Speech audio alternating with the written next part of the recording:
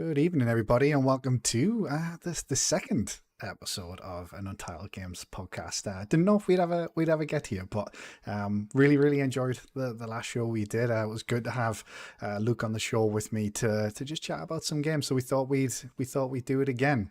So you've got a couple of the regulars in the chat there. Welcome Indy, welcome Misugo. Thank you very much for joining. As I mentioned, joined as always by my good friend Mr. Luke Steele. Luke, how are you doing, my friend? I'm very well, thank you, mate. Yeah. It's good to do another one of these. And we were just saying, there's been a lot, hasn't there, since the last time? Like a lot of stuff has happened, a lot of gaming stuff. So yeah, I mean, when did we last do this? Was it like 2 weeks ago?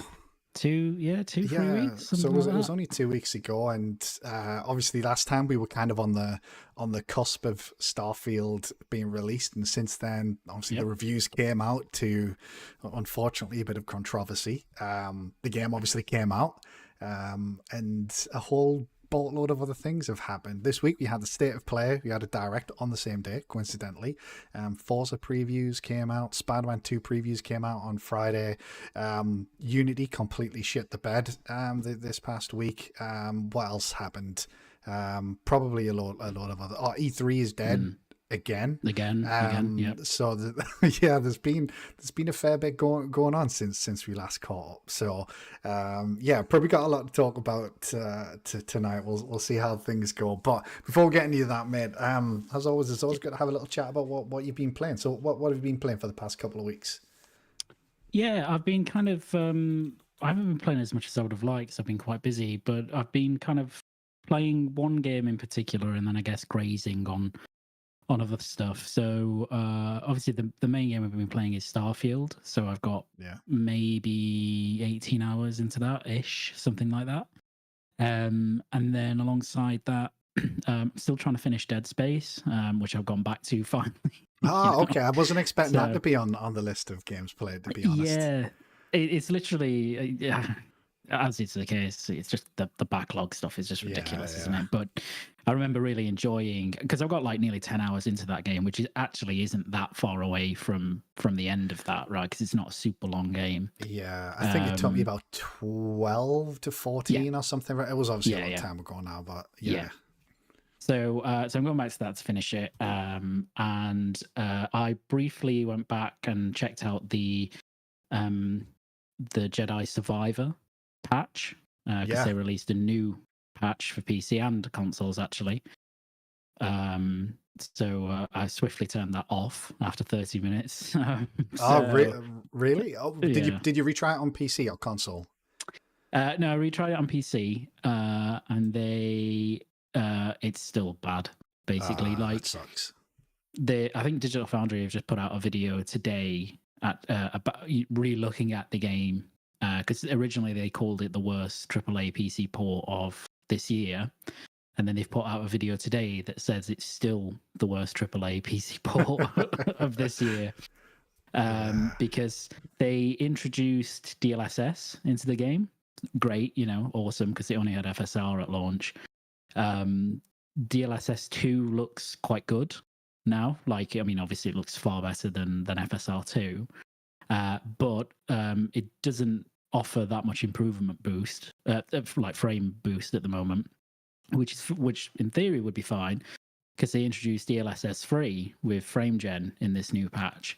But unfortunately, it's still a mess because it still stutters, which was the main issue originally. Yeah.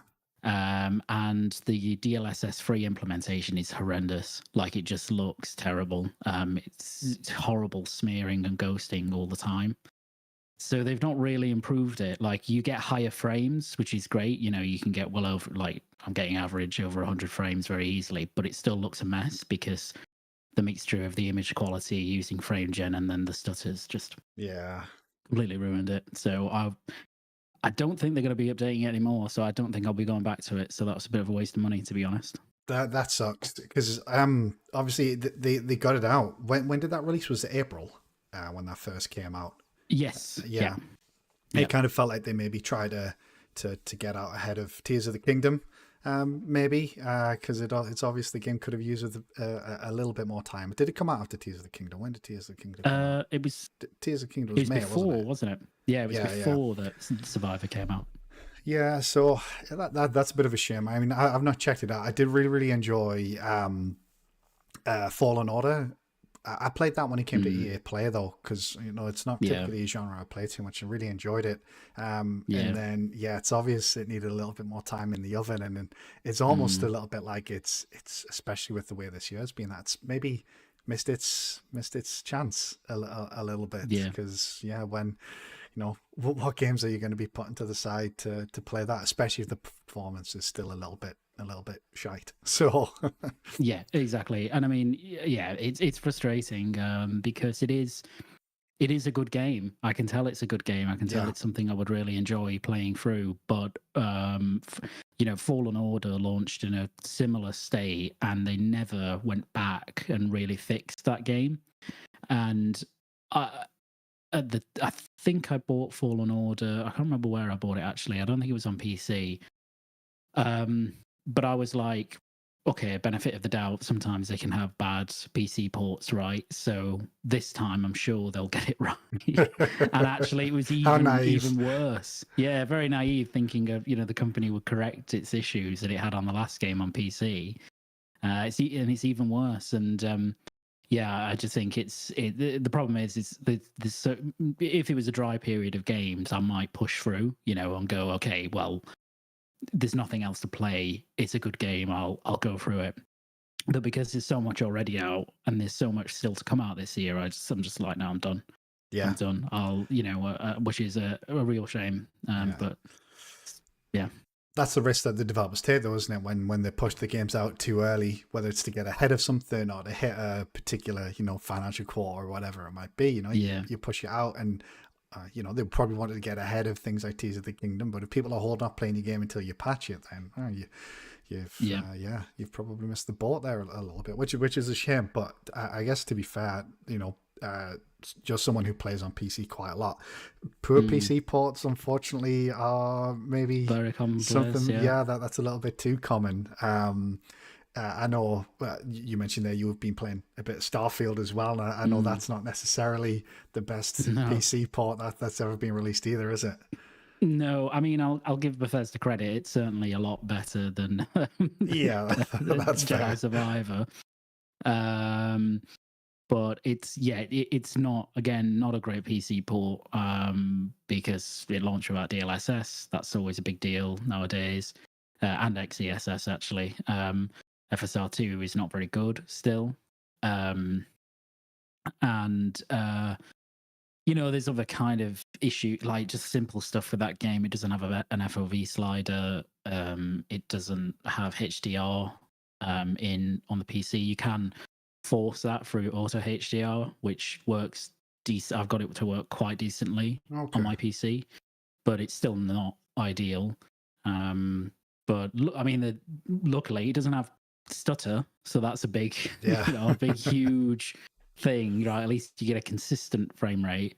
And obviously I've modded that game to introduce FOV, DLSS 3, and other things, so it certainly looks and performs a lot better than it would have otherwise done.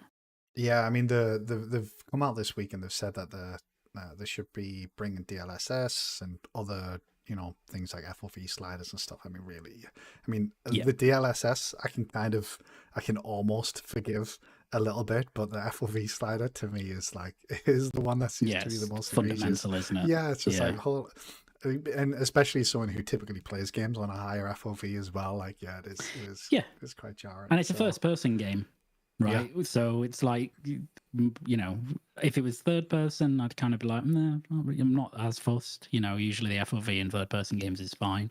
Yeah. And I know you can switch to third person here, but yeah, for that not to have an FOV slider at launch is abysmal, to be honest. Yeah, it's abysmal. To be fair though, I guess you're still getting a decent frame rate. I assume you're getting over 60. Yeah. Are you playing 4K with everything cranked? Yeah, everything cranked. So I'm playing, completely max settings.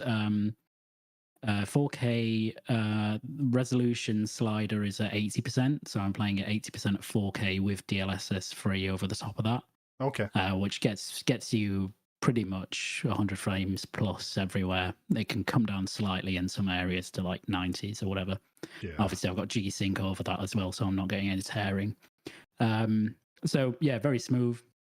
To put it in perspective, how much of a frame difference it is, if you the default on FSR2 is actually 65%. Like if you do FSR2 quality effectively, it defaults at 65% resolution at 4K, and with that you only get about, on my rig, like 70 to 80 frames. So you get a massive performance boost doing DLSS 3 plus even higher image quality as well.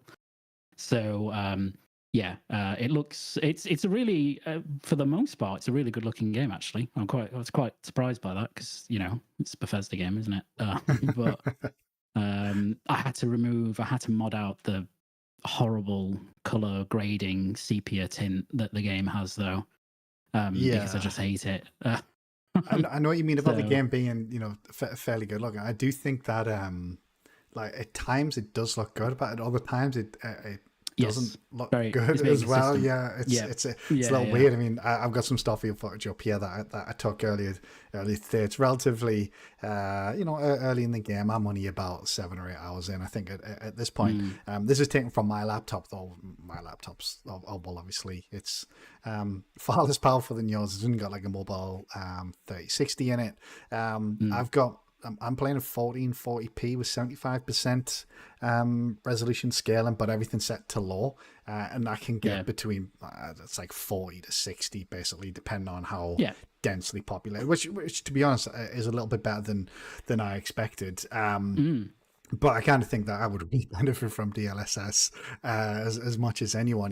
Playing on a weaker machine, it would be nice to be able to try to get something a little bit more closer to 60 or more consistently closer to 60. That's probably honestly my biggest issue with the game 8 hours in so far. As I've played a little bit on Xbox as well, and obviously being limited to 30 on Xbox is. I know some people don't mind, and I know people but it's prefer. A smooth 30, Scott. What are you talking about? It's a smooth. I mean, I guess, but it's still 30. 30 is 30, regardless of how smooth it might be. And I think the first time I played it, I was actually playing the Halo at 120 FPS before I just decided to jump into Starfield, and then I jumped into Starfield, and it was like I was. Yeah, it was a little bit jarring. Playing on my laptop's actually a little bit better because I can at least get the frame rate up. And to be fair, I think even with everything, literally, honestly, everything set to low, I still think it looks decent. It certainly looks better than it does on the Series S that I've played it on as well. I'll be looking forward to that DLSS patch coming in, hopefully in the not too distant future. But they've had a patch that apparently has addressed some of the performance issues, so hopefully that helps. But I guess last time, like I say, look, we were kind of just on the cusp of Starfield's review embargo dropping. Obviously, since then the reviews have dropped to a lot of controversy. And obviously the game's come out. So I guess, based on the last conversation we had, we were both pretty excited for the game, especially after the developer direct that they had. How are you feeling about it? Are you enjoying it? I mean, you said you're 18 or so hours in at the moment. How are you feeling 18. About Starfield at the moment? It's good. Is my I like that little pause. I love that little pause there. I mean, I think as I said to you before we the game came out, I was worried about really where it would fall for me in terms of, is it going to be a game like Elder Scrolls, like a series like that where I really enjoy it, or is it going to be a Fallout, which I just don't like at all? Yeah. So I'm happy to report that it isn't like a Fallout, because I do really like the game, and I've played for far longer than I did any of a Fallout game. So that's good. I also was a bit out of kilter with, I guess, the initial reviews or impressions, which people said, it starts very slowly and it doesn't really get good until kind of 10 hours in. I didn't really find that. I kind of, right from the bat, I quite enjoyed it. And I think that's because, I mean, 18 hours in, I've not done any of the main story stuff. Like I've Wow, just okay. done Fair. faction quests, etc., which are always the best thing in Bethesda games anyway. Yeah. So I've been doing a lot of Crimson Fleet stuff, the Vanguard, which intermingles with that, some Freestar Collective stuff, and then just there's lots of dynamic kind of events that happen in that game which set you off on a quest line that are really fun. The Mantis quest is one that's mentioned a lot, and that is a really really cool quest. So yeah, I am enjoying it, but I think it has super significant flaws that prevent it from kind of being, an incredible game to me. Anyway, I don't. Before I go into it, what do you think of it that you've played so far? Yeah, so it's interesting that you mentioned specifically the start, because that was kind of one of the biggest criticisms that I read as well. And I was the same as you. I don't know if it was because I went in maybe expecting it to be really, really slow. But I was kind of like, hold on, this isn't as slow as I expected. It was kind of fairly quick to get in, although I haven't done a lot of the side stuff. To be perfectly honest, I've kind of done a fair bit. I mean, I say a fair bit, like say I'm only 7 or 8 hours in, so I'm still fairly early, but I've done a lot of the main stuff. So out of interest, have you done the bit that's on my screen at the moment, Luke? That Which from the footage. I'm trying to get a gauge of whether I'm ahead of you based on you doing the. So have you got to Neon yet? have I gone where? Sorry. To Neon.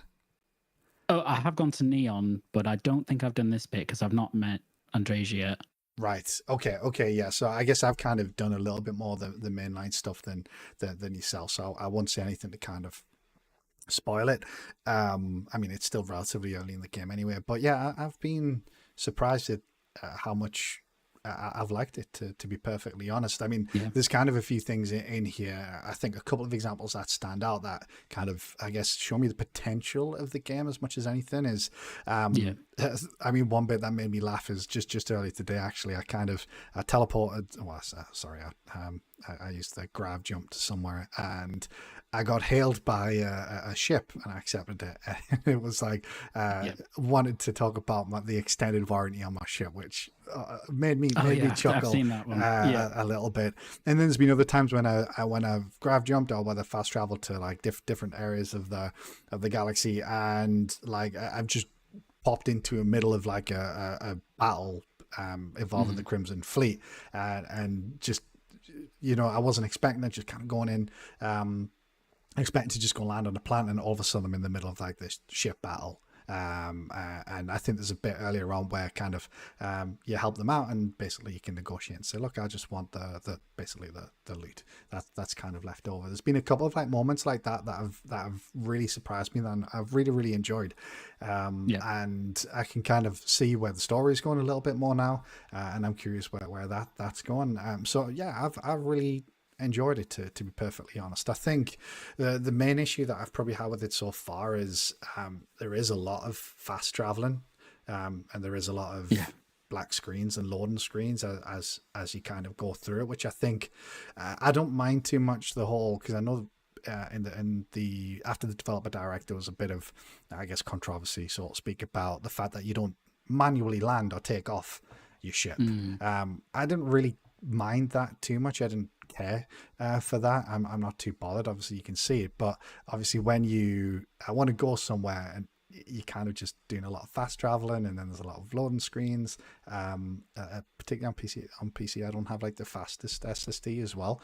That's probably the biggest criticism I've got with it so far, but otherwise I've been really enjoying what I play. Like I say, still fairly early in, but I've had, I guess, like I say, a couple of glimpses of that kind of magic that I think the game could have, and I'm hoping there's kind of a little bit more of that as we go through. It's hard, isn't it? I think I can see there is a magic about a lot of like certain aspects of the game, definitely the quest stuff, or the how dynamic some of that quest stuff is. That's really really enjoyable, and takes you on tangents that are really, really cool as well.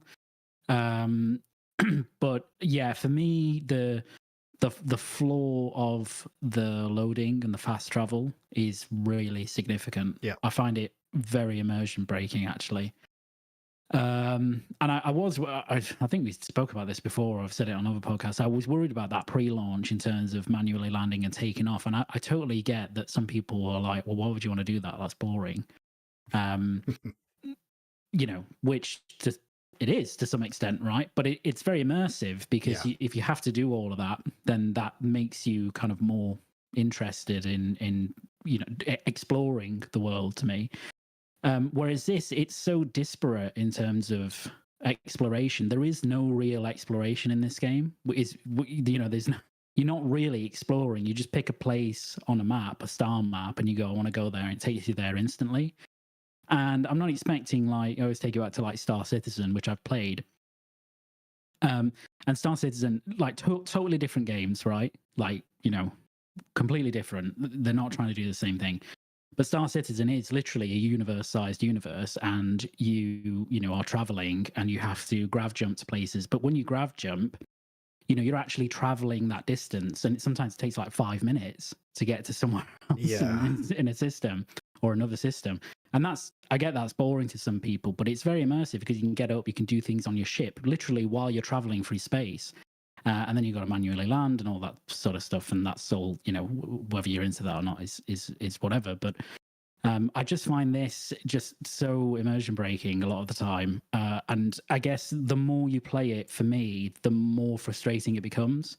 In the early period, because you're kind of everything's fresh and new, it's not as big of an issue. But when you get to sort of 20 hours in, which is where I'm at, it's becoming quite annoying. And it's not just the jumps from a system or to a planet or anything like that. It's like the loading screens in like Neon, right? Or the travel and loading in New Atlantis, or even going into your ship, there's a loading screen, or going into separate buildings. Most of the time there's a loading screen, and they're not long, so that's great. They're quick on my rig, and I've seen them on Series X and stuff. That they are pretty fast generally. But it's just so it's kind of like all these functional elements of the world are kind of mashed together and like jerry rigged between themselves, and it just comes off. I don't know. There's just an issue there for me, which I can't seem to.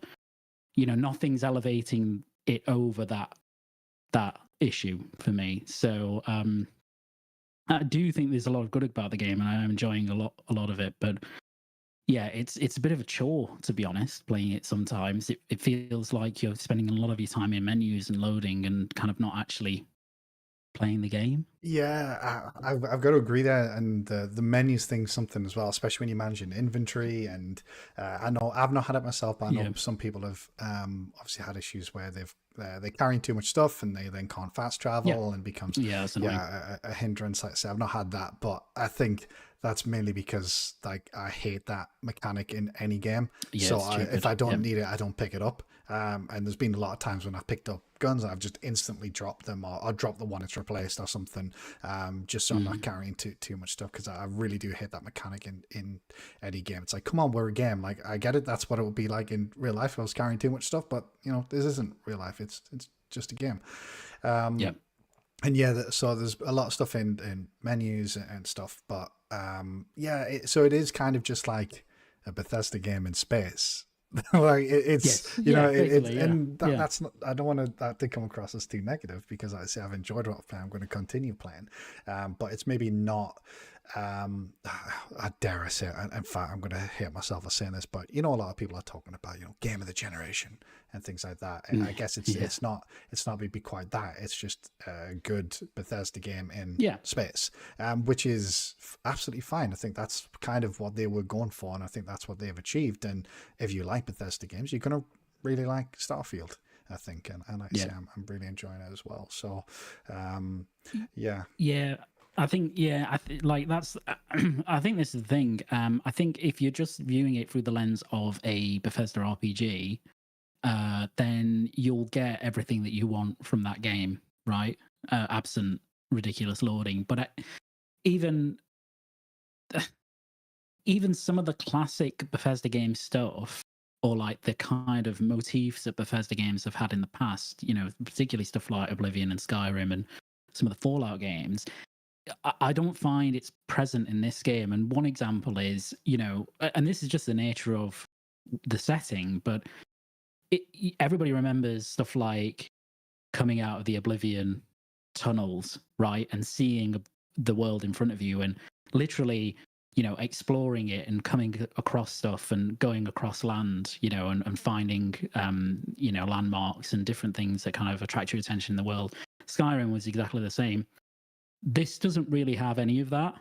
It has like, it's kind of, you go to a location, instantly you're at the location, and there's stuff in front of you. But it doesn't have that magic of actually discovering things like Bethesda games have had before, you know, because you just, you know, Todd always said, you know, you see that, you know, the mountain, you can go there, that sort of stuff, right? Yeah. So you don't get that. Like, I don't find you get that here at all. It's kind of like there are lots of really cool locations, but the way in which you interact with them or get to them is very menial. It's kind of understated more than anything. So I think even though it has a lot of the Bethesda magic stuff, it actually misses out on some of the things that Bethesda games have always been really good at, which is a sense of discovery, right? Yeah. Which is something like, you know, Zelda has, or even Elden Ring, like they are absolutely nailing that sense of, here is the world. There are there's so much on the visual horizon to go and discover. And Bethesda kind of, I wouldn't say innovated on that or created that in any way, but they were one of the real first purveyors of doing that. And they kind of regressed in this game to me from doing that. You know what I mean? Yeah, I guess that's the nature of the setting, isn't it? Where they exactly, it would be literally impossible for them to have that same Skyrim effect on this sort of scale. Yeah, no, 100%. It's not as if they can do the same thing, but then, you know, there would be ways to do it for exploration of space, you know, more interesting things like that, which I just don't think they really delivered on. So yeah, I don't like, if you like, the thing is, more than anything, and I'll link it back to the reviews as well, when people were giving it 10s, I can totally see why you would give the game a 10. Like, because I think if that thing that I've just described and the loading stuff, it doesn't bother you, like, I could completely see why you would think it's a 10 out of 10 game, an incredible game, you know, game of the generation title. Equally, you know, if someone gives it a 7, I can totally see why they would give it a 7 as well. So I wouldn't, do you know what I mean? Like, it's a bit like, it reminds me of like Death Stranding, funnily enough, which got a ton of 10s. And I played it and it was 100% a 10, right? I loved it. But then you look at other people and they gave it like a 6. And it's like, okay, I don't agree with the 6, but I can actually, if you break it down, I can see why you would give it a 6 if it doesn't gel. Yeah. So I think that's where the game kind of ends up. But yeah, it's a very interesting game, and there's a lot of discourse around it, especially obviously with the reviews. But yeah, I agree with that entirely, actually, and I kind of the whole controversy around the reviews, I kind of don't want to give too much time to, because I thought it was utterly fucking ridiculous. That people took so much offense to, you know, a game getting a 7, which, you know, let's remember, 7's still a good score. It's not masterpiece level, but, you know, a 7 to me is still a good score. There've been a lot of fantastic games that have, you know, averaged around a 7, but, you know, if you just look at the reviews as a whole, generally they were all positive. I think last time I looked at an OpenCritic, it was like 91% of people recommended it, like, and there was 150 reviews or something. So obviously the vast majority of people are enjoying it, but, you know, I think Dan Stapleton unfortunately got got a lot of flack. Far too much, I think, absolutely far too much. He didn't really deserve any of it, just for giving a game that you know, he highlighted some of the flaws, and I'm with you. I can kind of, even early on, I can kind of see why you know, someone would give it that sort of score. But equally, yeah, I agree. I can see why some people would give it that 10 even early on. But for me personally, the things that we kind of discussed are things that are kind of would drag it down from that sort of thing as well. So yeah, a bit of a shame that that all went on, because I think it kind of spoiled it a little bit. I think it took a little bit away from the launch of the game, which seems to have gone really, really well. You know, they announced they had 100 million. They had 1 million concurrent at one point. They already had over 6 million players, and that was probably like a week ago or so, more now. So it's probably a little bit more than that. On Steam, it had like 350k or something concurrents. At one point, I think it was. Like even in early access, it was like a little under 300k. So it's obvious that the game's done well and it's been successful. And I think people should focus on that more so than worrying about whether it got a 7, an 8, a 9, or a 6, or whatever it may be. I mean, who cares? I don't understand why. Why does it matter? What to your life? Why does it make any difference what the game got? Yeah, it's if you think the game is a 10 and you play it and you love it and you put 60 plus hours into it or whatever you put, then it's really frankly irrelevant, and you're wasting time and energy on something that's completely irrelevant to your enjoyment of the game. So when the Death Stranding reviews came out, I didn't bat an eyelid. It's like, okay, fine, I'll play it. Loved it. I didn't think, oh man, I'm loving this, but that IGN 6, I can't get over. I was just like, I don't give a fuck what IGN said. Like, why would you care?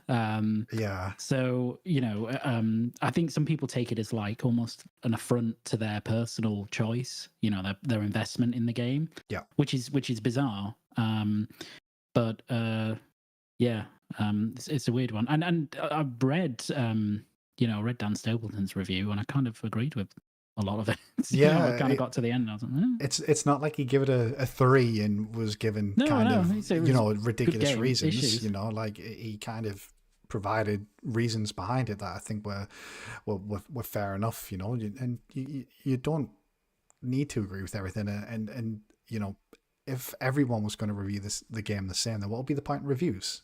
Just get one person to review it. If everyone's going to have to review the same, there can be outliers, and that's not a bad thing. But like I say, if you look at the overall score, it was very positively received, and people should focus more so on that than one individual review. But it just comes down to kind of this obsession with OpenCritic and Metacritic scores now, and unfortunately it's used in the console wars between fanboys from either side.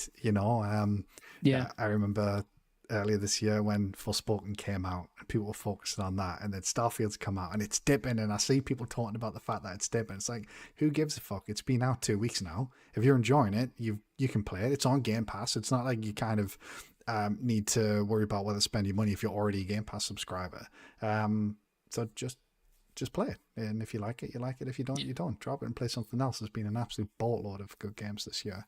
You don't need to worry about it. But I guess that's just the nature of I guess particularly the social media landscape that we'll find ourselves in at the moment. Sadly, it's just it's frustrating being on Twitter and seeing it actually, because it's kind of rumbled on for a long time now, and I don't see. I don't really understand what people's investment is in it as a topic, other than to drive engagement to themselves, I suppose. Yeah, I guess that's it, mate. That's pretty much it, isn't it? Yeah, but I do find it funny when you see the people that flip flop about what like a publication that gives one game, let's say a 6 or a 5 or whatever, and then the same publication gives another game like a 10. And if they end up, the person in the middle who's been the kind of, I guess, fanboy driver is like, well, on the game that got a 5 or a 6, inevitably it ends up being like, let's just say, an Xbox exclusive, right? For shits and giggles. And then the 10 game is like a PlayStation exclusive. And then, the person's like, well, the publication's exactly right on the Xbox review, but they're wrong on the PlayStation review, or vice versa. Do you know what I mean? Like whatever suits whatever kind of preference they have.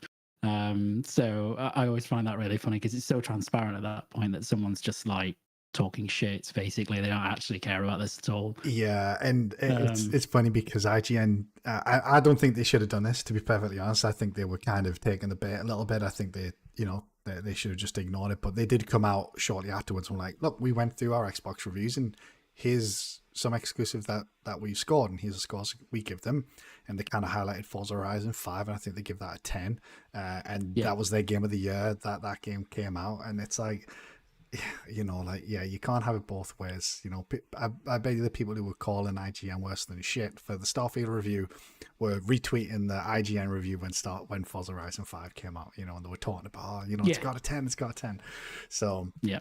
Yeah, it's frankly ridiculous. And actually, I just want to point out something that the Junior has said in chat, which I think we've said on podcasts that we've been on before in the past, which is like, look, you should find someone who's kind of I guess tastes line up with your own, like different reviewers. Like I personally, I take a lot of stock in like Easy Allies reviews, and maybe like Eurogamer as well, and they only give it 3 out of 5. But find, I guess, a reviewer whose tastes in line with yours and pay attention to this. Because if somebody gives a game a 10 but you don't like the same games as them, then you might not think it's a 10, and vice versa. And that might depend on the outlet as well. So like for Easy Allies, if they're reviewing like a FromSoft game and Brad reviews it, well, he loves FromSoft games. He loves those types of games. So like he's likely to score it highly, but they don't shy away from that. Like they kind of embrace it. And I know that going into review that, this person's likely to like it.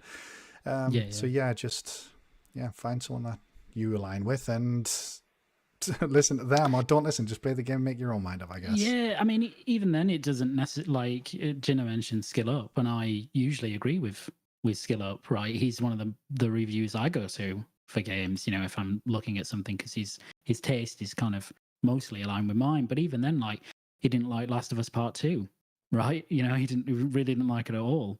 And obviously I really, really loved it. So it's not even the case that the reviewer that you rely on is always going to line up with your opinion, because games are subjective pieces of art, and subjectivity is really multifaceted, even with someone who's got similar taste as you. So the ultimate thing is just to look at the game and see, look across a couple of reviews you trust or not, and just play it. If you can.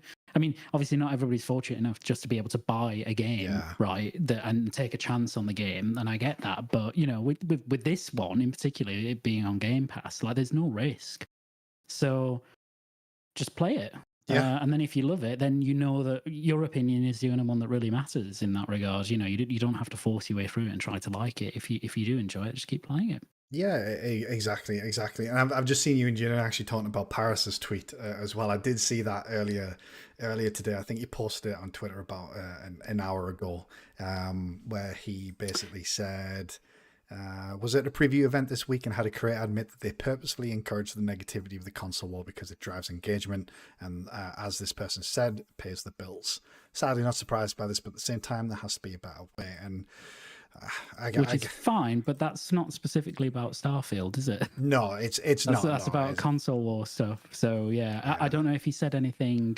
Maybe Gina can point us to it, about people deliberately, engaging with, putting out their negative Starfield reviews to try and drive engagement, because that's not what he said there. No, I don't think he was necessarily like specifically referencing Starfield in it. I mean, I was only assuming he's talking about the Spider-Man event, because I guess that's the one he was at this week, and I'm pretty sure he played it. But that shouldn't come as a surprise to anyone. No. I mean, I guess if that was someone like, I don't know, Eurogamer, I would be very surprised, and that wouldn't be great. But like, we all see Twitter, we all see YouTube. We know exactly what a lot of people are doing, unfortunately. And I think part of the problem is with that, while they say it drives engagement and pays the bills, like, they shouldn't do it. Let me get that out first before I say this next bit. They obviously should not do that. I don't think it's right. But at the same time, it's driving engagement, which means people are engaging with it, which means people want to read it, and well, they maybe don't want to read it, but they can't help themselves but to read it and then to engage with it, respond, retweet, quote tweet, whatever it might be, all the time. And I see it on Twitter all the time. I see people talking about something controversial that somebody said, and then they just fucking quote tweet it. And it's like, well, you've just done exactly what they want to do. You know, we as, I guess, people who use social media and part of this community, we need to stop engaging with it. If you see that shit, ignore it, block them, mute them. But the people that are retweeting it to give their opinion on this hot take, I think have to take a little bit of the responsibility in my opinion, because I see it all the time. Oh, this person said this, but so I'm going to quote tweet it. I saw it a lot when, remember that ex-Blizzard dev that was talking about the Starfield menu screen, who obviously was, you know, a bit of a clown. The amount of engagement that tweet got was absolutely staggering. And obviously we live in a world now where Twitter's paying out people with blue check marks for engagement. So we live in a world where that works. It's why clickbait exists. And I think we need to do a better job of not engaging with it, ignoring it, blocking, muting, wherever it needs to be, to try and turn that around somewhat and focus on more positive, or more, obviously not kind of overly positive stuff where it's completely biased, because obviously it works both ways a little bit, I think. But maybe just be, you know, promote more reasoned takes or more balanced takes, but that doesn't get the click. So yeah, I'm not too sure. I'm not too sure what the answer is. I think the problem is as well is that it's really easy bait for some people, that kind of you know, controversial take stuff, because invariably it ends up, you know,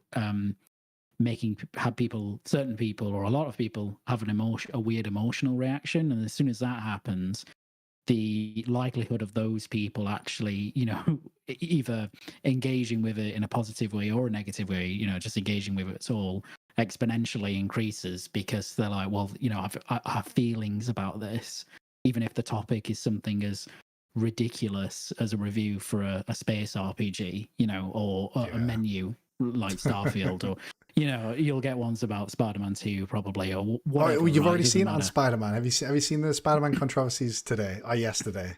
The building. The building and the car. It's like, oh my fucking god! Like, it's just ridiculous. Yeah. It's just what are we doing? I saw somebody retweet something, and like it's difficult because like obviously there's people who are like on Twitter, and someone retweets something and someone retweets something else, and it ends up on my fucking timeline. But there was one where somebody they had slowed it down to like 10% speed. They had zoomed right in, and they showed Spider-Man clipping through a lamppost.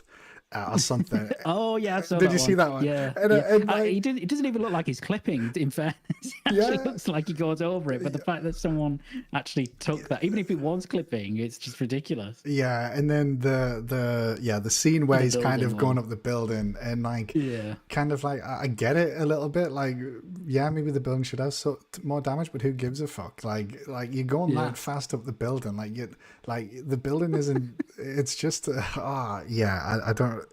So it's already started, and the game's not even out yet. It reminds me of Puddlegate. Exactly. That was originally big as well. One. So, it's frankly ridiculous, isn't it? So, but on the subject of Spider-Man, obviously the previews came out on Friday, mate. They seem pretty glowing. I think you were a big fan of the first games. Obviously the original and then Miles Morales. So did you have a chance to read too much? And I'm assuming you're pretty excited for Spider-Man 2? Yeah, I'm really looking forward to it. I really love the first game. Love Miles Morales as well. I've played the remastered PS5 version as well. A bit, like not loads, but I've gone through a good few hours of that. I mean, it looks great. I'm looking forward to it. I'll be looking forward to it anyway because it's Spider-Man 2 and I really love the first game and all that stuff. But I am actually just looking forward to it because it will just be kind of. It's not a huge RPG, which we've had tons of the last few months. You know, that's no just, you know, I'm not trying to put down Starfield or Baldur's Gate or anything like that, but just to have a kind of more constrained game, let's say, that's not an RPG, that will actually be quite nice. Yeah. Yeah, I'm really looking forward to it. I think it looks fantastic. And Insomniac are just doing some real heavy lifting at the moment in terms of Yeah, I mean, I've said first it. party PlayStation. Yeah, I've said it in the past. I mean, you look at the fact that they had Spider-Man, Miles Morales, Ratchet and Clank, now Spider-Man 2. They've got Wolverine in the Yeah, it's pipeline crazy. as well. Yeah, they're doing a lot of good work, and it's not a particularly hot take to say this, but I think when you consider how much Sony were able to acquire them for, I think that has to go down as one of the bargains of the century. Obviously, a lot of money, but like Yep. they've certainly proved their worth to PlayStation. I've not played the original, admittedly, so I don't have too much to say about it. Obviously, not having a PS4, I never got around to it. I have been tempted to pick it up because it's meant to play pretty well on the Steam Deck, actually. So I've been tempted to pick it up there. But yeah, the previews were going, and one thing I kind of wanted to touch on, Luke, which I found really, really impressive, was the fact that they've got ray tracing in all three of their modes, the 30, the 40, and the 60 FPS modes. They've managed to get ray tracing in there, and obviously we've seen from the footage, it looks bloody gorgeous. So yeah. They are technical wizards over at Insomnia, I think it's fair to say. Yeah, I was really surprised actually that they've not that they got a performance RT mode, because they had one in the first game, in terms of the PlayStation 5 version and then Miles Morales. But yeah, as you say, they don't actually have a performance RT mode in this game. It's just a performance mode, but it has RT. I think that's really impressive, like really, and it's like it's just ray trace reflections, but you're talking about a world that is covered in reflective surfaces and bodies of water, so it's actually a lot of ray trace reflections. Cars are everywhere,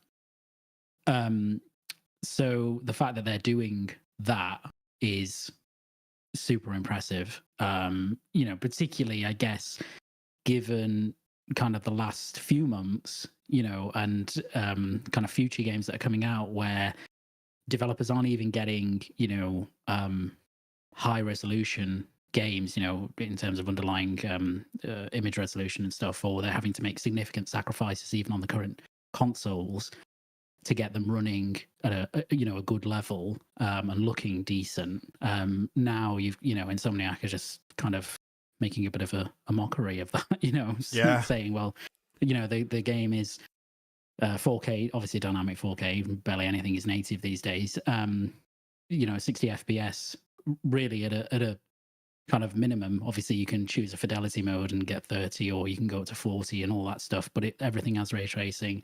So I think that's really impressive, and it looks amazing visually. It's a fantastic looking game. So I was impressed in the preview footage about the density of everything, like particularly things like traffic. Yeah, because that's one of the things that they did. Really big boost. Yeah, because in the first game, when they introduced like the 40 FPS mode and the performance RT mode, I think that might be the same thing. To be fair, obviously one of the things that they sacrificed was kind of the density of people and vehicles and things like that, which is a fair trade-off. I think getting ray tracing on these consoles, as much as you talk about how powerful they were when they first came out, ray tracing, to me was, I never expected it really to be in games at 30 FPS, never mind 60. Obviously, it's running on AMD hardware to begin with, and they're now 3 years old, almost. Is it 3 years or 2? It's 3 years actually. Three. Yeah. So it's not like we're talking about like the most modern of hardware now. So yeah, getting any sort of ray tracing in any title, I think the same goes for Forza, whose previews also came out this month. I think is really, really impressive. Yeah. So I think I'm really looking forward to it. I would recommend playing the original, particularly on PC, because the PC port is very good, and it does run really well on Steam Deck as well. So it's a good thing to jump into. Obviously, probably one for the future, given how much stuff is coming out. And probably one actually to look at, maybe next year, in advance of inevitably Spider-Man 2 coming to PC. Yeah. rather than completing it now, playing it now, and then actually not being able, if you really enjoy it, not being able to play the sequel Yeah, I mean, for a while. So I could pick up a PS5 at some point yeah, if I really yeah, wanted to, but I don't necessarily feel the need, and that's just because the types of games I play. I play a lot of Halo for yeah, a start, so like my preference is there, and I don't. I guess one of the reasons historically I haven't played an awful lot of those types of single player games. I should say so. Yeah, but one game is making me maybe consider that look is Final Fantasy VII Rebirth. yeah. We had the state of play. So actually, we had two shows this week, coincidentally on the same day. We had the Nintendo Direct and Sony State of Play. Which one did you prefer, Luke? And we'll start whichever one that you preferred out of the two. The state of play. Yeah.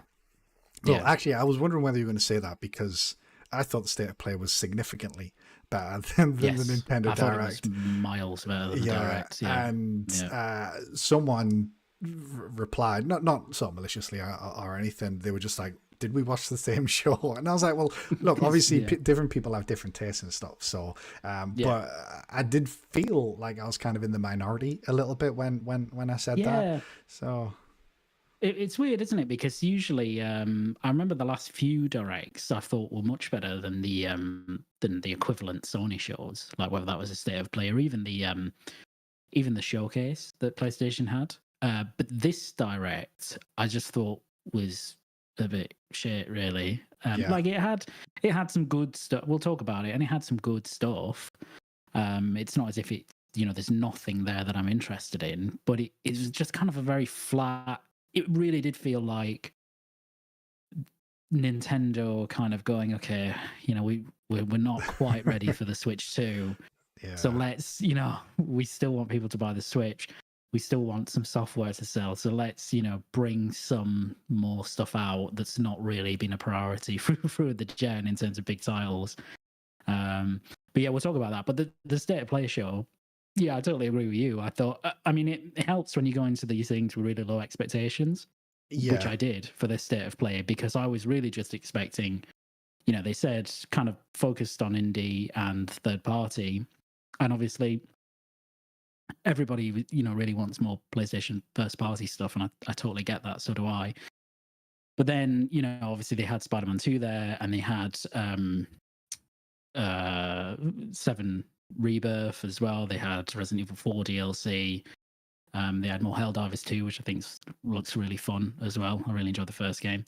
Yeah, I was left kind of. I think that's why it seemed a lot better to me, and probably to you as well, because you were just like, well, I'm not really expecting much from this.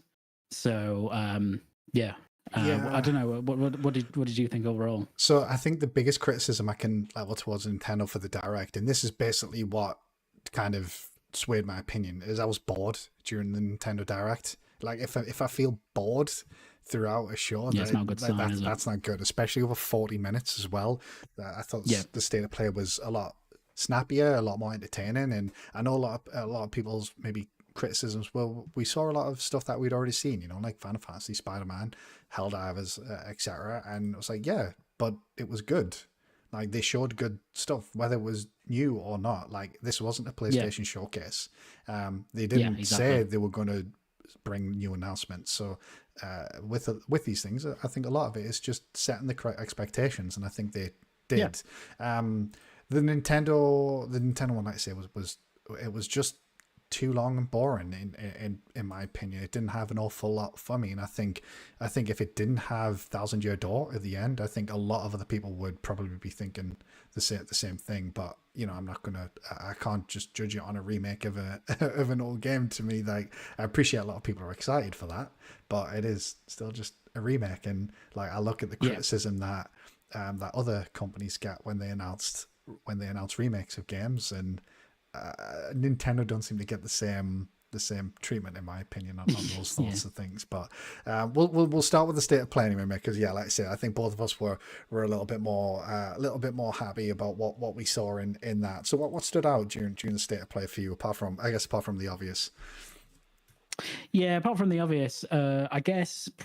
Um, I guess Helldivers too, actually. Apart, if we're ignoring, Rebirth and then Spider Man, and even the Resident Evil 4 DLC to some extent. I think Helldivers. I'm really excited for that anyway because I really love the first game, and I'm not a big multiplayer fan, but something about the original Helldivers was just really funny because it's so over the top, kind of satirical Starship Trooper stuff, and it's just Yeah. really fun. And then in this game, it seems like they've, are ahead of just being given a massive budget by comparison. So obviously, third person perspective now, and there's all the silly funniness of Helldivers still there in terms of friendly fire and the satire. But something about it just looks really fun. I can't really put my finger on it. It just looks like it would be a really, really good game to play with people, which is obviously how they've designed it. And if the progression system's good and the missions variety is good, like it was in the original, then I think it could be a really good game. And yeah, I'm just. It's a shame it got delayed, but I don't necessarily mind that because there's so much coming out this year anyway.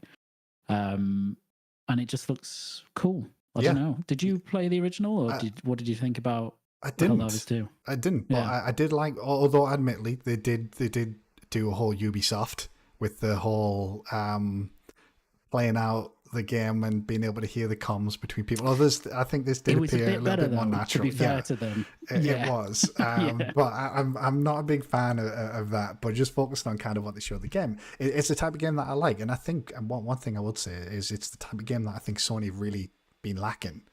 For a fairly long time, like a live service PvE co-op multiplayer game isn't something that Sony typically do, and I think it looks a lot of fun. It's a type of game that I would play. I think it's coming to PC day and date as well, isn't it? So it's kind of a change of tactic for Sony. So, but yeah, I agree. I thought that looked pretty good. I've seen indies kind of shouting out baby steps, which did get a chuckle out of me as well, because I was just watching and thinking, what the fuck is what is going on here? I thought it was an interesting way to open up the show. I think Indy, what we'll do though, Matt, is we'll keep because unfortunately they said it was there were going to be indies at the show. It was lacking indies for how they advertised it, in my opinion. So we'll keep whatever few indie games they did bring. Maybe we'll keep them for indies next podcast.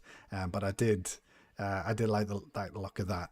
And we talked about it last time. Look, the Foam Stars hype. Oh yeah, game of the gen whenever that hits. Game of the gen. Sod Starfield. Foam Stars is coming. It's got an open beta this month, I think it was. They said so.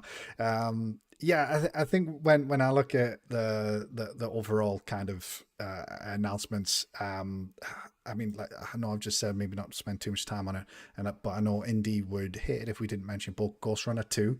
I think showed really, really well, and as I say, Helldivers 2 looked really good as well. Yeah, I agreed. Yeah, but it was good. I mean, I suppose we should talk about Rebirth being the kind of big thing at the end. Yeah. Did that surprise you that they show this? Because I think it's weird, fan fans, because they kind of obviously mentioned the show's going to be third party, and I think it's easy to forget that Final Fantasy VII is third party sometimes because Remake is so kind of associated with PlayStation. When they said third party, I didn't really think that Final Fantasy was going to show up, but it did show up, and it showed up pretty damn well, I think, is fair to say. Yeah, I thought it was such a good trailer, but I was kind of watching it through like through my palms almost, kind of not wanting to see too much because it showed like a lot. I know some devs, or I think some of Square Enix Western Publishing came on afterwards. Like don't worry, you've really not seen anything in terms of the full game, which I trust them on, because I think the nature of where the second game takes place and how big it is, on 2 discs. And all that stuff it's going to be a massive game with a ton of kind of big set piece stuff and all surprising things and all that stuff.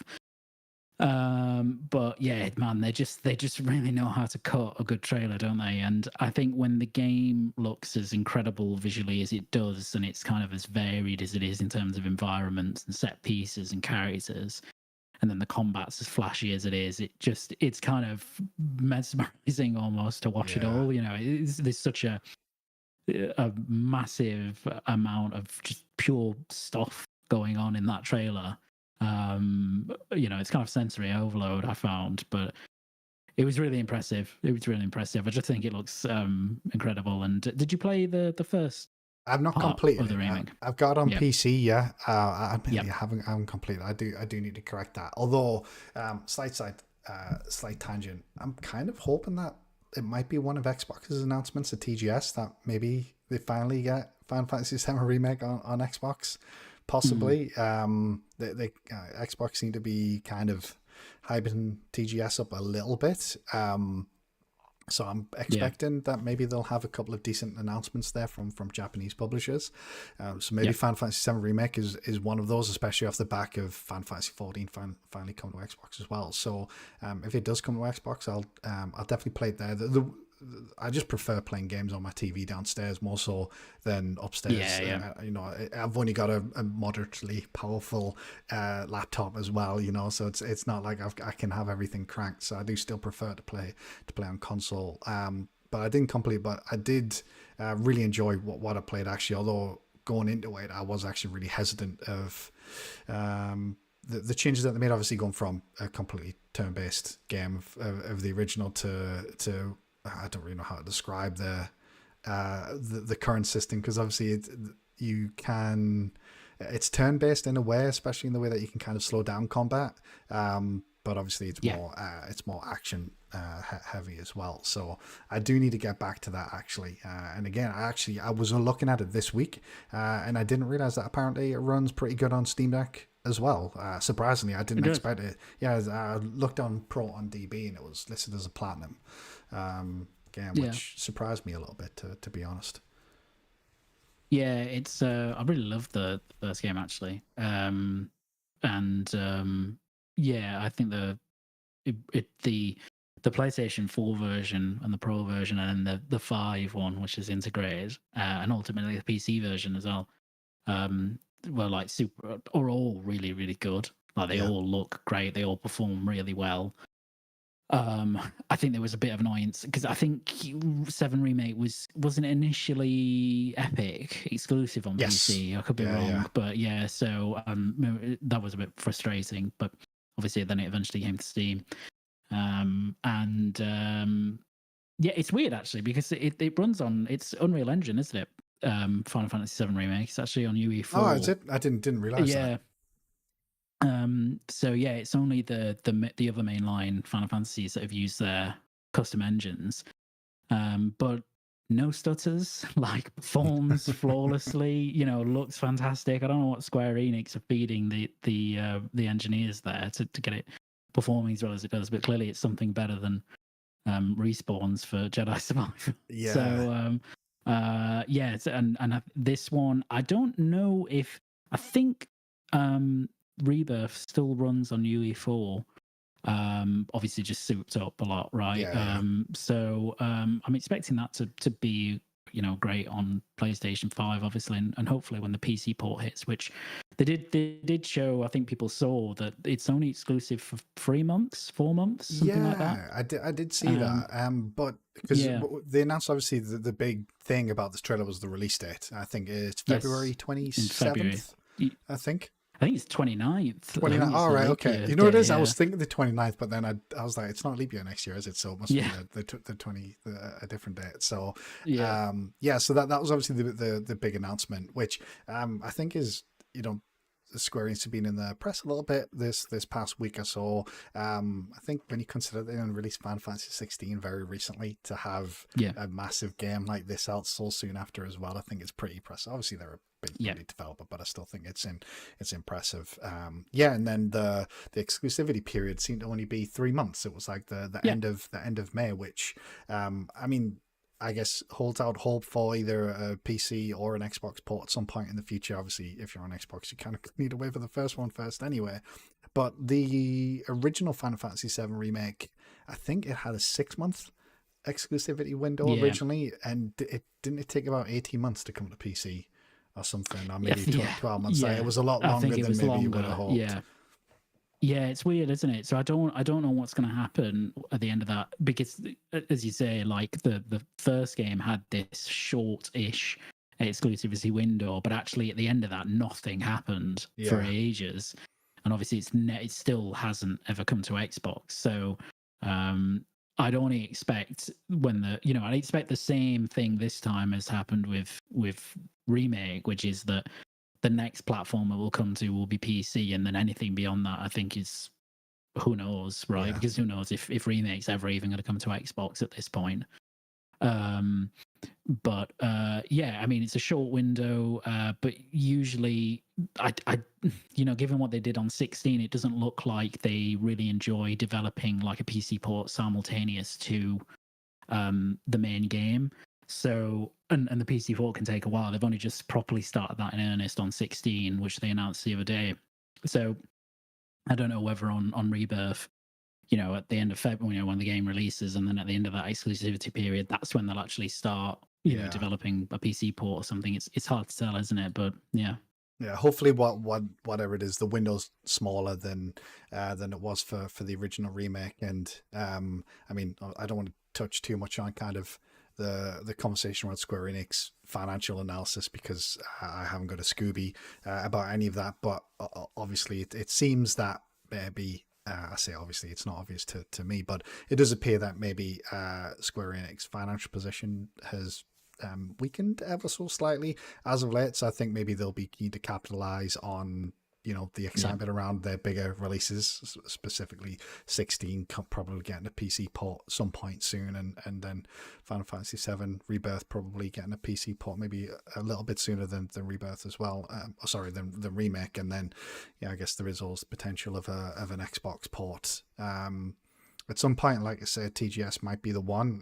I think if it's not a TGS, I'm kind of at the point now where I think it's probably never going to yeah, be coming to Xbox, which I think would be a shame. But at the same time, we said that about 14, and that's finally coming. But I think the yeah, situations with one being an MMO and one not, I mean, the realities are a little bit different for those two games. So yeah, we'll yeah, have to see. yeah. But yeah, we're talking about bigger games, mate. Obviously Zelda, Baldur's Gate, Starfield, and then I know we're only in September, but February you've got. I think they've said it's over 100 hours of Yeah, game. jeez, yeah. So you've got that to look forward to. Are there any other big games currently announced for early next year? I can't think um, Um, of too many off the top of my head, to be honest. yeah, I can't think of any, at least any that have like specific release dates next year, like that one does. I mean, I'm sure there will be some, but yeah, I don't think there's any apart. Like, I think the biggest announced game for next year so far is Rebirth, isn't it? Yeah, And there's a lot that are kind of on a spectrum of where they will end up in the year, and kind of gone dark on. Certain games have gone a bit dark, so I would expect them next year now. But yeah, but at the moment that has a pretty good window. yeah. I think Helldivers isn't Helldivers February as well. Not that there's overlap there, but I think like that's Yeah, coming out the that's same month. So yeah, that's right. That's when that got delayed too, because that was originally this year, wasn't it? And then obviously they this year, pushed it back yeah, a little bit. So yeah, this year. So yeah, and Indy said Hades too, yeah, because that got pushed, didn't it? To next year, for yeah, early access. I think that was Q2. The only thing with that is when it comes to like companies using quarters, I don't know if they mean financial or kind of calendar quarters. So Yeah, is Q2 like I guess I the think. April, May, Yeah, June I think they quarter? mean calendar Yeah. Q2. Yeah. So So it's still the first half, so not too long to wait for that. Yeah, that I'm really excited for that. That was yeah, nice to hear. that'll be Obviously, great. a little bit of waiting, but I think that's a game I'll actually pick up in early access. I very Yeah, rarely play definitely. games in early access, but after playing Hades one, I think that's definitely one I'm going to have to pick up to be honest. So yeah, and he Yeah. says they probably mean April as well. So yeah, so I hope you've got some holidays left at work, mate, to book in for February because you might Yeah. need it. And then yeah, we'll see what else gets announced for early next Yeah. year. Well, it's annoying because I was like, my intention was to do Starfield now, which I will do. Then, I've got October to Alan Wake 2 and, Spider-Man 2 and Lords of the Fall, like all of that stuff. Yeah. Then, and then my plan was to kind of Christmas time do Baldur's Gate 3, which I have, Yeah. but I haven't played. But actually, like, I don't know if I'll be able to finish Baldur's Gate 3 by the time Rebirth comes out because it's such a long game. Yeah. And then I'll be right into Rebirth, which, as they've just said, is like 100, 100 hours, I guess, for full completion and stuff, probably. So yeah, it just doesn't stop, does it? I mean, it's just, these games are just absolutely gigantic and just got so much content. That's why I'm really looking forward to like Spider-Man and Alan Wake, because they're just like 20 to 30-hour games. Yeah. You can make them longer if you want, but otherwise you can just plow through them and have a great experience and then move on. But yeah. Yeah, I've always kind of been the same. I've said it before. Kind of these longer games, and I don't typically get them. Obviously, you got limited time, and as Indy mentioned earlier, I've got too much Apex and Halo to play. I can't fit in all these story games and things like all that shite. But I do prefer kind of smaller games, I guess, or shorter games. I don't think every game has to be a meaty 50, 60, 70 plus hour game. The games can be shorter and still enjoyable.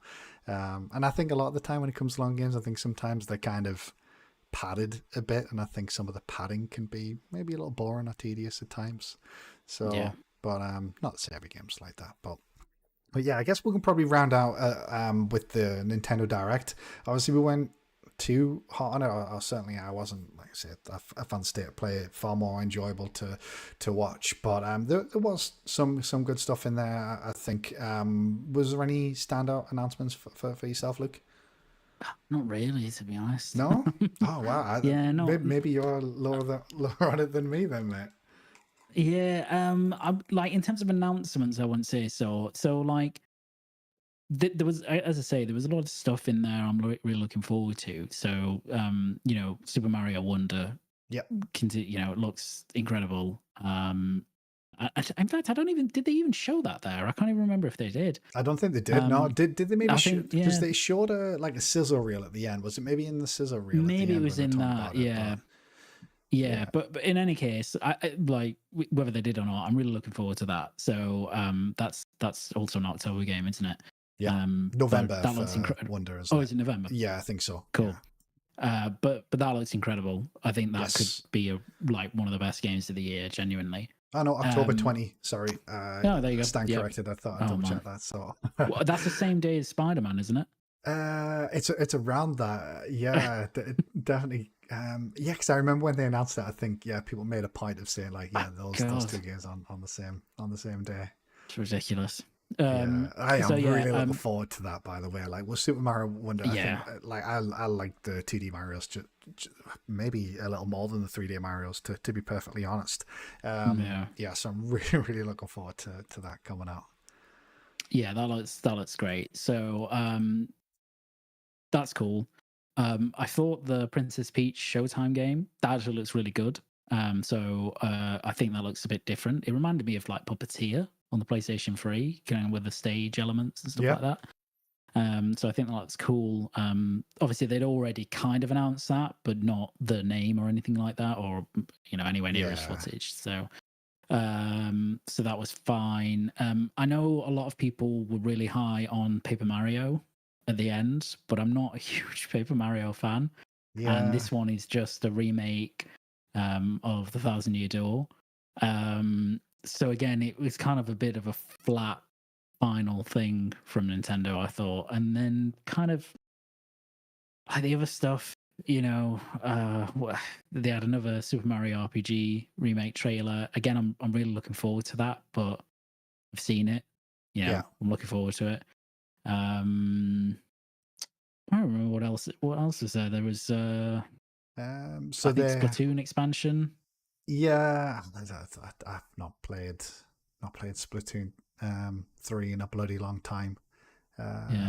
Obviously, I don't subscribe. 2. Yeah, it does very much feel. I mean, it's obvious, but it does very much feel like we're getting towards the end of the Switch's life cycle. And as I said earlier, there's obviously a lot of remake stuff here. You know, Paper Mario remake, Yeah, the Mario Donkey Kong remake, the Luigi's Mansion remaster.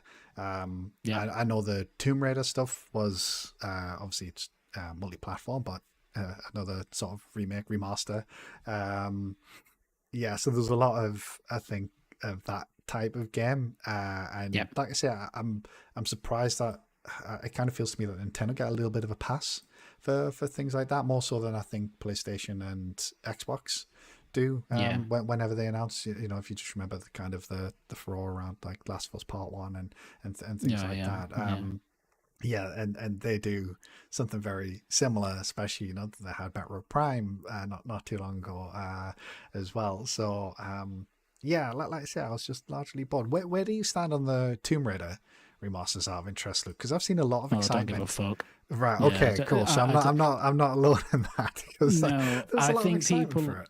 Yeah, I saw this as well. People are forgetting that those games now play like fucking shit. Yes. They are terrible. I played Tomb Raider about 7 or 8 months ago, randomly on a place like an original PlayStation. It was shite. Like it was absolutely terrible. I know in the annals of history, it's a really great game, Yeah. at the time it was. But like they are not good games now. We've become too used to actually good controls and smooth animations and all that sort of stuff.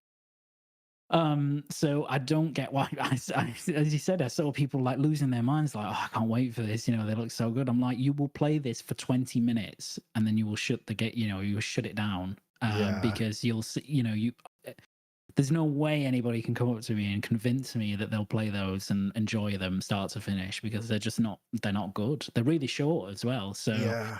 um, yeah, I don't get the excitement for that Is at Tomb all. Raider one the one with the level and you're in the and you can lock the butler in the freezer? Oh, I Is can't it? remember which one it's one or two. It's Yeah. one or two. Yeah, yeah, But obviously these games are ancient, and the first thing I thought is because these are just kind of they're just the originals, but prettier. I had yeah. the very same thought. Like these are just going to feel awful to play. Garbage. Like if I Yeah, wanted to play a Tomb Raider game now, I think I would pick up one of the more recent ones. You know, I think they've got yeah, their problems, but I think they will be a lot more enjoyable to play yeah, yeah. than the original. So yeah, I was really surprised at the excitement for them. Obviously, I think I've said this before about like early PlayStation games, or basically early 3D games. Early 3D games, in my opinion, have aged horrifically, and I don't see any reason Yeah. why you want to go back to those types of games now unless they got completely remade. Yep. Early 3D games, unfortunately, because I think 2D games, obviously, they've aged so much better. You can still play them now and they can still feel great. They can still feel really tight to play. The early 3D games, yeah, just Yeah. not so much, I'm afraid.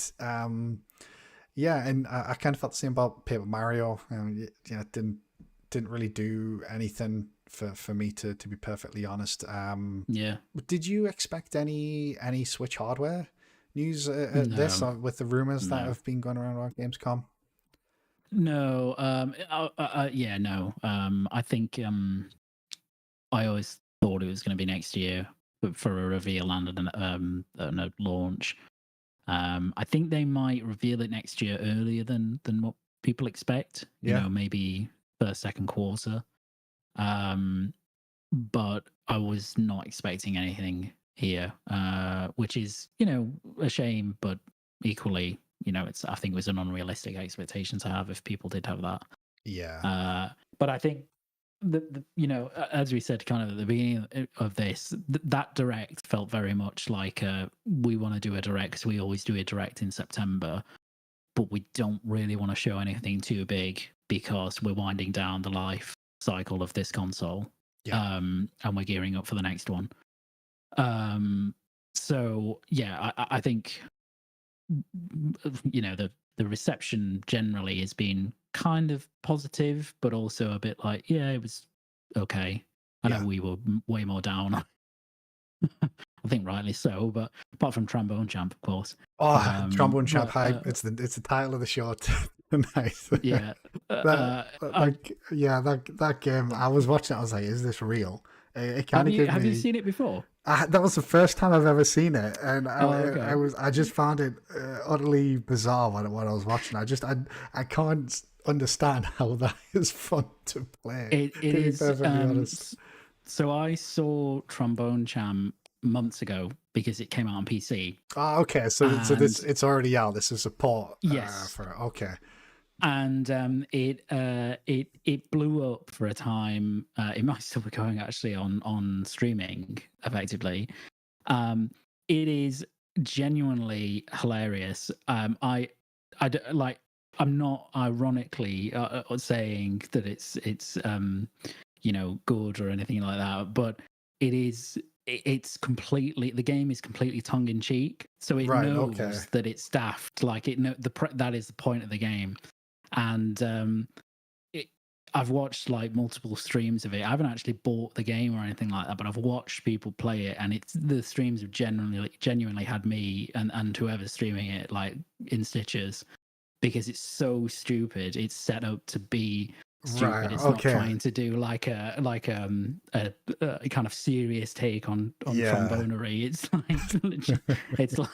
It's trying to be silly. So when I saw it in this direct, I was like, "Oh, that's awesome!" Because I remembered how funny. I actually went when I saw it. I went back and started looking on YouTube of like streaming Right. clips of the game and people. So I'd go out and I'd go and have a look at that, and you'll probably see the intent of the game more than it shows here, because Nintendo kind of presents it very kind of Wii flash Music, forward, like I think, yeah, was kind like of kind like of the vibe I bemusing. got.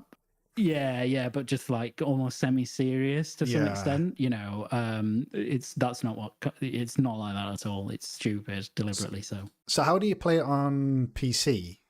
Because I You, assume this was a sort of just a Switch game, yeah, because obviously it uses the IR sensor and things like that. Or yeah. you can use the IR sensor. So can you play just more traditionally? And I guess, is it just as, I guess, goofy in that way if you play more Yeah, traditionally? so that on PC, the way you do it is you use your mouse and click in to go up and down the scale, and then go along and hit the notes. Yeah, It's deliberately, again, it's set up in such a way that that's quite erratic in the way that it works, so that you're all, like there's a high skill cap on that game on PC, because to actually, particularly as you go up in terms of songs, but it becomes quite difficult from everything that I've seen, and it's meant to be challenging, but it's also meant to be so challenging because when you get it wrong, it sounds so yeah. ridiculous and so crap, and that's the fun of it. Like if you were Yeah. doing it perfectly, it wouldn't be anywhere near as fun. So Yeah, I think a large part of the they've kind of trailer was that, wasn't it? Where like everything was yeah, kind of off note, I think, yeah, throughout the slightly entire off trailer. note, yeah. So it's brilliant. So yeah, I think some people will see that like you did and be like, I really don't understand, and like Yeah, think that's it's like a exactly how I straight felt. laced thing, but it's not. It's a completely tongue in cheek game. So yeah, go and have a look, and I suggest people in chat go and have a Yeah. look at Maybe that clips of people changes like playing it. my perspective of it quite a bit then, because yeah, like I Yeah. watched it, I was like, I thought this was just a Switch game that was kind of like saying, kind of like almost like the Wii Music, whatever that game Yes. Yeah. was called, Yeah. that kind of vein. So yeah, but you're right. When we're talking about like this kind of one of the final Nintendo Switch directs, you I guess you're kind of looking at games like Metro Prime 4, or Yeah. the next 3D Mario game. Those games must be in development where they can probably show something off. I kind of expect Yeah. the next Switch to launch with probably both of those games, to be honest. I expect maybe Metroid is maybe available on both because it's been in development that long now. Yep. But they're probably both likely to be launch games. And if the Switch is meant to launch, probably in the next sort of 12 months, I think maybe late next year is probably the latest that we'll see it. Then they've Yeah. probably got something to show from that. So obviously they're holding stuff back for that, but as you say, they're kind of giving us something to, I guess, just to tide us over for now. And I guess it's kind of traditional for them to have a direct at this time of year. I just don't think Yeah. it needed to be as long as it did. Like 40 minutes, I think was way too long for. I think it ended up being 40 minutes was a little too long. Yeah. There's Um, always so much guff as well, isn't there? Sometimes at these long directs where they don't have much to show themselves, like there's so much. I don't know, so much. There's such a weird ratio sometimes on the directs of stuff that that I'm interested in and that I'm not. And I always feel like the directs compared to, say, a state of play or even one of Xbox's showcase, there's much more that I'm not interested in on the directs than I am interested in. But Yeah. usually the difference is that the highs of the Nintendo directs are really high, whereas this one was just really flat all the way through for me. It wasn't even as if there was like one huge thing that's like, oh, that's really cool, I'm looking forward to that. It was kind of like, Yeah, I agree. I think there's a few things like when they kind of showed the Nintendo Gallery Museum and like the Amiibo stuff. I think things like that kind of bring them down as well. I just don't think they're necessary. The one thing that did stand out to me, there was a couple of things actually. First of all, I think that new Prince Persia game looks pretty damn good. I think that's been a real surprise since it was released. Obviously, like we've seen what it plays like, but it was nice to see that again. I think that looks really, really good. And I don't know whether you played, hopefully I'm pronouncing this correct, Eiyuden Chronicles Rising, I think was the game. Yeah. Oh Christ, I came to Game Pass last year. I think it's kind of like that was if I remember rightly, that was like a Kickstarter kind of stretch goal where the Kickstarter was actually for 100 heroes, and then one of the stretch targets was, right, well, if we hit this, we'll release like a prequel essentially to it, which is kind of in a different genre. But the 100 heroes got an April 2024 release date, which I'm actually really, really looking forward to. I think that must have been delayed past when it was probably expected to. I think maybe it was originally due to release this year at some point. I kind of forgot about it, to be honest, until this trailer. So it was really nice to see that again and for it to get a release date. So yeah, really looking forward to digging into that. But yeah, otherwise I don't think there was an awful lot there, which why I say kind of I say just a little boring, dare I say it. But I think it was. Really looking forward to seeing new Switch or new Nintendo hardware, whatever they end up calling it. Hopefully in the not too distant future. Obviously the rumors, well, they're probably not even rumors at this point. They're more or less confirmed that they've obviously started showing off to developers. Sounds like they were at Gamescom showing some things, and kind of the tidbits that we got from that actually were pretty damn exciting to be perfectly honest. Like being able to utilize DLSS and ray tracing, I think in Nintendo games is I think those games are going to look pretty damn good. Like if you look at how good Mario Odyssey, for example, looks on the Switch, I think we could be in for a treat with that. Yeah, definitely. I think they just, I mean, the idea of Nintendo developers with modern hardware is pretty tantalizing in its own right, isn't it?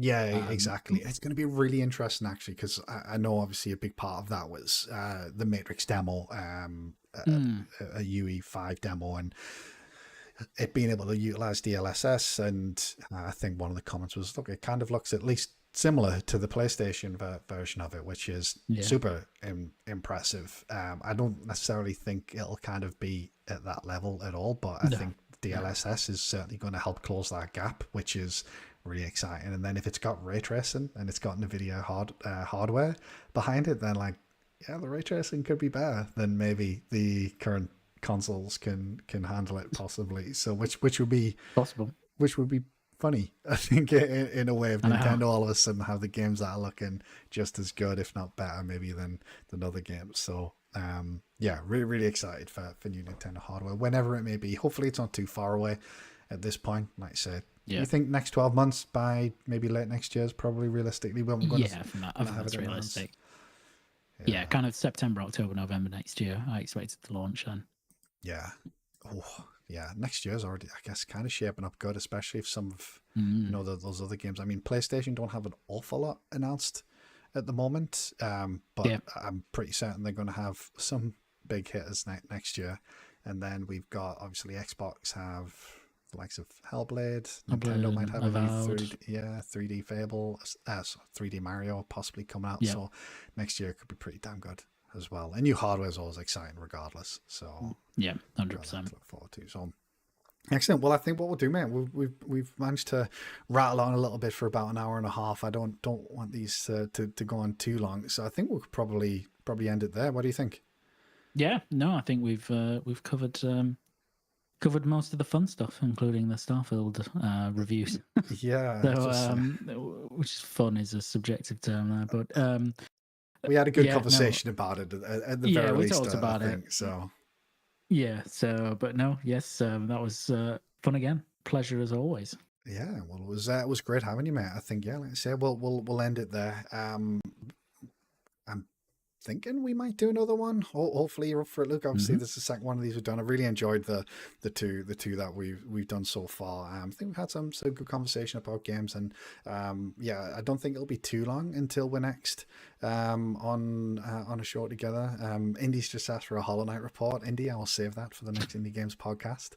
I am now back on Hollow Knight though, now that I finished Sea of Stars, because Sea of Stars became my Steam Deck game, which is where I was playing Hollow Knight. So I'm gonna play that then. But yeah, I'll keep that for the next Indie Games podcast, mate. But I can't imagine it'll be too long before we've got another Indie Games show. And yeah, hopefully we'll do another one of these in the not too distant future. Fanto's just dropped by as well. Thank you very much for stopping by, Fanto. Apologies, we're just kind of wrapping up here. But listen back if you want to hear us chat about Starfield and State of Players and Nintendo Directs, that sort of thing. So, but yeah, appreciate it as always, Luke. Thank you very much, mate, and Pleasure as always. thank you very much, everybody who's joined us in chat today. Keep an eye out. Hopefully, we'll do another one in the not too distant future, and we'll see you all on the next one. Take care, guys. Bye bye.